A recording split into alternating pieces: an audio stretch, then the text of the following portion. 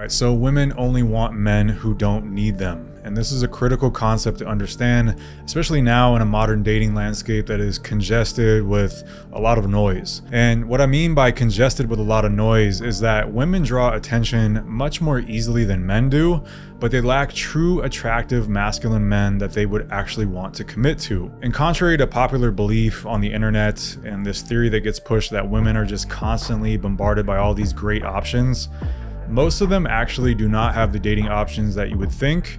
And amongst the options they do have, a lot of those guys aren't attractive in one way or another, whether that's looks or how they act. And this video is mainly going to hone in on the behavior elements because it's one of the great separators. And when I say great separator, I mean it's one of the biggest things you can do to separate yourself from the crowd or the average guy that just isn't getting anywhere. Now, within the scope of behavior, one of the toughest things that guys struggle with is that balancing act of showing enough interest to get a girl's attention and pursue her to a healthy degree, but not over pursuing her and blowing the whole thing apart. It's like a handstand. If you lean a little too far in one direction, you're gonna fall over and ruin the handstand. But what a lot of guys will tend to do is treat it more like a bench press and think that the harder they press and harder they push, the better the outcome will be. And this leads to a lot of scenarios where you may over pursue a woman and give off a vibe of being too thirsty, needy, and too available, which is the fastest way to lower your perceived value in a woman's eyes. Objectively speaking, you could have a great job, a cool lifestyle, drive a few exotic cars, and have a great physique, and then completely nuke all of that by coming off too needy and thirsty. Now, speaking from experience, I've personally witnessed a guy with what you could call like local celebrity status to a degree, and he had a lot of money. And he got laughed at behind his back and played for a free dinner and a ride in his Lambo because of the needy frame that he was operating from. In his scenario specifically, and I saw the DM exchange that he had with a girl, he was trying to attract her by what he could offer her and impress her with, rather than who he is and what value he brings as a man to a woman's life, beyond just adding more material objects to her life. And as a result, he got blown out by this girl and he didn't get anything in return. He didn't get laid, he didn't get a second date, and he was visibly upset when she stopped replying to his messages. So then that brings the question to mind of how could something like that occur when he is objectively a high value man on paper? The answer is that his perceived value was lower than his objective value, which I've made a video on before, so I won't go too much into that part here, and I'll link that video at the end of this one.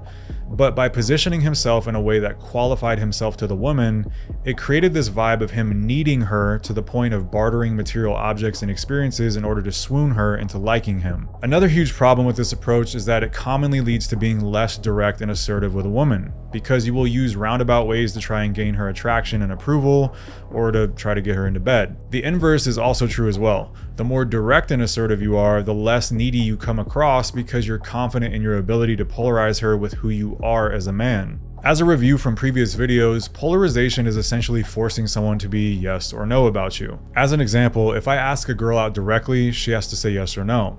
So by being direct and giving her a choice to make, it is polarizing and revealing her level of attraction to some degree. However, if I beat around the bush or add a bunch of bells and whistles like the previous example and say things like, hey, I'd love to take you out to this expensive restaurant and I also have front row tickets to the Drake concert and blah, blah, blah, it immediately raises a flag that makes the girl think, oh, he needs all this stuff to try and impress me.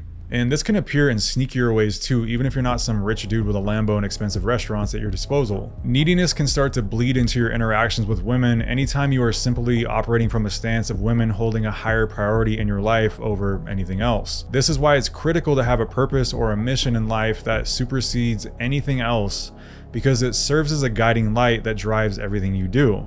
And women become a bonus rather than the pivotal feature of your life. Having a variety of options can also kill that need to want to have any one woman around, but it can also work against you if you're not careful. For example, a common issue with having constant rotations of girls going is that you become used to having women around you all the time. So if you go through a dry season, which is bound to happen, or you have a lonely night where you're used to having girls over 5 nights a week, you're going to find yourself actually inflaming needy behavior because you've conditioned yourself to rely on a woman's attention so much. Again, it's a handstand. It's this careful balancing act.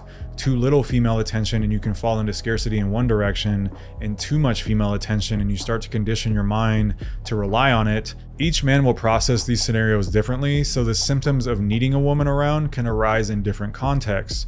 but they are all symptoms of the same illness, which is needing a woman. Now, if you watch one of my previous videos, I spoke about a woman that I went out on a date with recently who flat out said that she wanted to be a priority in a man's life, but not the top priority in his life. She said that she found it suffocating and just generally off-putting to be the main focus of a guy's life. Now, of course, there are a variety of reasons for this, but one of the reasons I don't see talked about a lot is a woman's desire to want to fix and change a man. There is some truth that women wait at the finish line and want the winners, but it's not entirely true. There are plenty of women out there that will date a guy who has virtually nothing going on for him because she has an emotional connection with him on some level, and she is secretly hoping that he will eventually change in some way. Speaking from firsthand account again, I've witnessed a woman stay with a guy that was incessantly cheating on her over and over again, to the point of actually embarrassing her in public at times, and she still stuck with him because she was hoping that she could change him over time by helping him work on himself, which she said in her own words.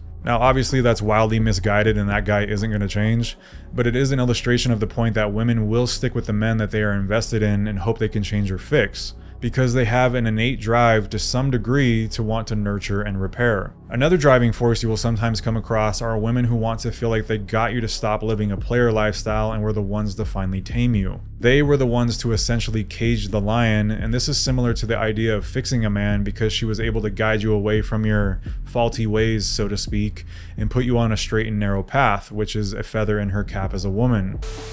Okay, so I'm editing this video and I felt it could benefit from further clarifying the connection between a woman wanting to fix a man and a woman being attracted to a man who doesn't need her. The timing of this is ironic too, because I just had a conversation with a woman about this topic today, and she knows I make videos like this, and when I told her the title of this video, which is Women Only Want the Men Who Don't Need Them, she immediately agreed and added that women always want to change the man they're attracted to, so it ties in well. But anyway, the point I want to make is that when a woman wants to change a man or feels that she can improve his life, in a way this can signal a lack of neediness in the man. What typically happens is that a guy who is viewed as needing improving, so to speak, is likely living in a way that he doesn't care to change or doesn't actually want to change, which signals life on his terms and authenticity, even if it's not a virtuous way of living. The bigger attractive signal here is the authenticity and the lack of neediness. That dynamic can also make a woman invest more in trying to change the man, which can increase her attachment and desire to see things through. And keep in mind that just getting you to commit to her is considered a change or a fix in many cases. Now, contrast that with a man who operates from a stance of needing a woman or neediness. He's likely to compromise who he is to appease her or mold himself into a version he thinks that she will find attractive according to her standards. He's essentially willing to sacrifice himself to win her over out of neediness. So is the solution then to live recklessly or in a way that signals that you're a mess and in need of fixing? No, of course not. But the idea is that when you're living a life on your terms without regard to what a woman thinks or finds ideal, you're much more likely to attract women and keep them attracted than when you're operating from a stance of neediness and molding yourself to fit her ideal. So it's better for a woman to think that she's needed in your life because of her own choice, rather than you communicating that you need her through your actions and words. There's a massive difference there. If a pre-selected man can actually be swayed away from all his other options and commit to a woman, on the surface, that seems like that woman has got a lot of value for that to happen and to convince a man to change his lifestyle. If we invert the situation, it's like you getting with a girl who is a 9 or just like one of the most beautiful girls around and your boy's high-fiving you for pulling it off. Because instinctually, we all assume that the most beautiful women have options at their disposal, but she ended up choosing you. Obviously a badge of honor in social terms, and one of the driving reasons why it can feel good to have a trophy girl on your arm. Anyone who has had one of those trophy type of girls on their arm and had heads turn when you walk in a room will know exactly what I'm talking about. But real quick on the subject of 9s and 10s, I constantly see this talk amongst guys online that they only want to date these women that have high levels of beauty and they won't accept anything less. But I highly doubt most of you guys that want those women even understand what you're asking for. As a side note, I know I stated in a previous video that being with a very beautiful woman brings out a different level of primal attraction in you, and that is true, but you have to remember that there's more to the bigger picture. Just because a woman is hot enough to magically cure your ED doesn't mean you will be able to sustain her attraction or even want to. The most common issue with dating those highly beautiful women, if you can even get them, or actually no, not if you can even get them, if you can even get exposure to them, because they aren't easily found and are usually in specific industries or VIP sections of clubs that you won't have access to. But the problem with dating them is that 9 out of 10 guys will fall into a needy state and blow everything apart eventually. And of course that begs the question of, why is that? Well, because almost every single guy that pulls a woman of that caliber in terms of beauty, unless he's extremely high caliber himself, both inside and out, will view that woman as being better than him on some level. You have to remember that beauty is hypnotizing to men, which is why women have been smart to weaponize it for centuries. Guys do really stupid things all the time just because of a woman's looks, and women know this. So it's easy enough to make the little monkey dance when they want to just by looking really good. Pair this with women's innate ability to be incredibly perceptive in social scenarios and being able to read a man quickly, and you have a recipe for disaster if you are operating from a stance of needing this woman more than she needs you, which is going to be very hard to prevent in a scenario with a truly beautiful woman. And when I say truly beautiful, I don't mean the cute chick at your local coffee shop who you think is a 10.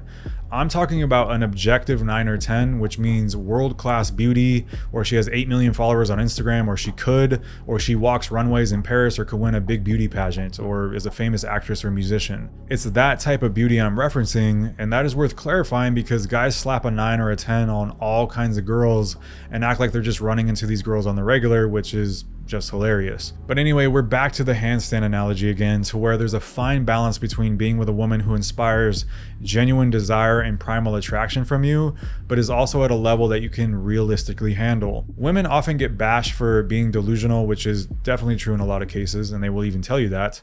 But men can be just as bad, if not worse, and this is one of those areas. It's like when someone says that your eyes are bigger than your stomach and you get sick eating a ton of food that was realistically too much for you to start with, even though you thought you wanted it. My advice is do not play beautiful women games if you cannot handle them. Your frame and confidence has to be built out of absolute titanium. You will need plenty of experience beforehand, and you will need to ultimately operate from a stance of not needing this woman at the end of the day, which is going to be very hard for most men to actually implement. It is not an easy thing to do with that level of beauty, and any guy who says that isn't being real with you. But bringing this back to the idea of women want to feel like they fixed you or swayed you from your sinful ways, this is essentially what not needing a woman does beneath the surface. It creates an intriguing challenge of sorts that signals to the woman that if she can get you to care about her, that is an accomplishment. Some women will try to deny this on the surface, but just watch what happens in reality. Women even get pissed at themselves for constantly falling for the nonchalant guys that could take it or leave it with them. Just browse TikTok for 5 minutes and you'll see exactly what I mean straight from the source, and hundreds of comments agreeing that they got caught up yet again with some dude who just didn't care or didn't need them. This is also one of the elements that makes celebrities and men of status attractive, at least from afar. Obviously, there's a variety of factors that makes a celebrity or high status man attractive, but one of the underlying signals there is that their attention and time is worth a lot. So if you're able to actually gain access to it, that's very flattering to the ego, and humans in general like to be associated with people of status. There's an underlying implication that a high status man doesn't actually need this woman because he is wanted by so many. So if she can capture his attention and get him to invest in her on some level, that is like a nuclear hit of dopamine to the brain. So keep in mind that when you truly don't need this woman in your life, that is when you're operating at your most attractive level. That doesn't mean you cannot care for a woman or be committed to her either. It means that deep down inside of you, you understand that you'd survive without her and that you are valuable with or without her, and you don't actually need her approval at all in order to be a happy, functioning man who offers value to the world. Remember that two things can be true at once in many cases, and caring deeply for someone but not needing them is one of those cases. It may sound counterintuitive at first, but it can be harnessed with the right combination of attributes and experience. There's a classic quote by Henry David Thoreau that illustrates this idea about the concept of happiness, where he says that happiness is like a butterfly. The more you chase it, the more it will evade you. But if you notice the other things around you, it will gently come and sit on your shoulder. It's a quote that serves as an example that not needing or chasing something can actually make you more attractive or likely to receive it in the end. Of course, there's more nuance to this when it comes to dating, and most of the time you will need to approach women in some capacity and pursue them to get the result that you want. but that can be done with an internal state that isn't necessarily in need of a specific outcome. You can separate yourself from wanting and needing something because they are very different. Now, with all that said, you also need to understand the difference between objective and perceived value to fully grasp this concept. So make sure to watch this video next, so you can stop making the same common mistakes that most guys are making today, and I will see you in the next one.